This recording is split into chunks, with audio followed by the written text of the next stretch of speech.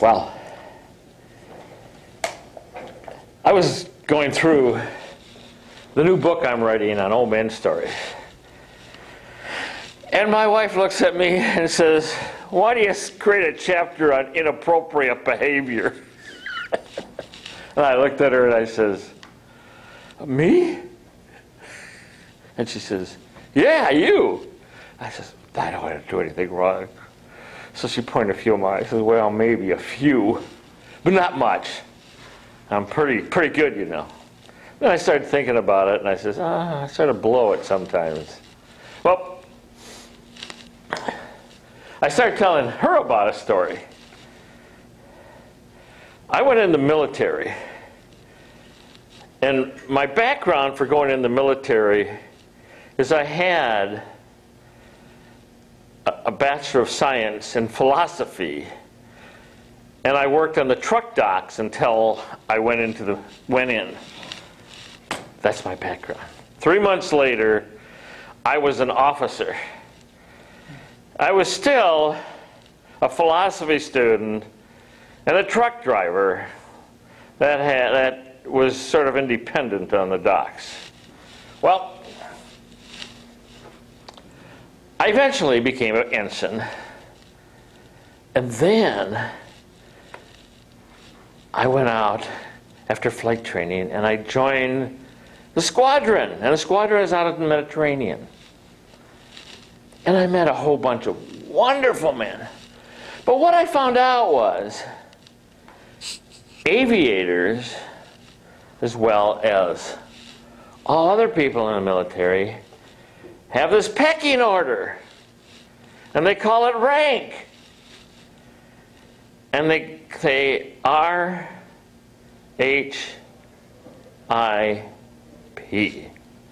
Rank has its privileges.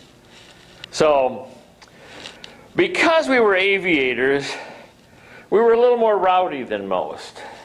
And we did a little more partying than most. They called us the brown shoe Navy. They wouldn't even move us in with the black shoe Navy. And on the squadron areas, they had bachelor and they had officer bars. Well, because us youngsters were so rowdy, they had one just for the junior officers. Senior officers went to the more the sedate area. Well, at the junior officers' gatherings, we would have a ball, we'd party, and we'd get messy and really have a lot of fun. It was like back at the bars when I was a truck driver. This is fun. But we had this one officer that thought he could come in and be one of the youngsters and still pull his rank on us. And I'd watch him, and I never said anything. But each time someone got to the next rank, he would go up and he would celebrate by putting his hands in their front pockets and then ripping down, pulling the front of their shirt off. Well, I looked at it and didn't say anything. It wasn't my call. Until it was my turn to get a new rank. And I became a Lieutenant JG. And we were going to the bar, and I said, "Ted, don't touch me." And we went in, and we celebrated. And we were having a ball, and I didn't mind getting thrown a little beer on me. That's fine. I didn't. The other guys. But Ted came up, and he pushed on my shoulder, and I turned around, and he looks at me and says, and ripped on. Ted shouldn't have done that. So I went back, sat at the table. Ted sat at the bar, sort of flaunting a little. I went up to the back of him, and he was a lieutenant commander. He had a lot of rank. And I grabbed on to his two back pockets, and I pulled. And the whole back of his trousers ripped all the way down, and you could see his skivvies were showing, and he turned around, and he boiled. And I looked at him and I said, "Warned you, Ted." He says, "It's Lieutenant Commander Johnson." I says, "Warned you, Lieutenant Commander Johnson." Well, this offense, basically, is a court-martial offense because you're attacking a senior officer, RHIP. However, when it got to the commander's desk, our squadron commander, it never came back to me. But there was an under-grumbling all over, and I could feel it.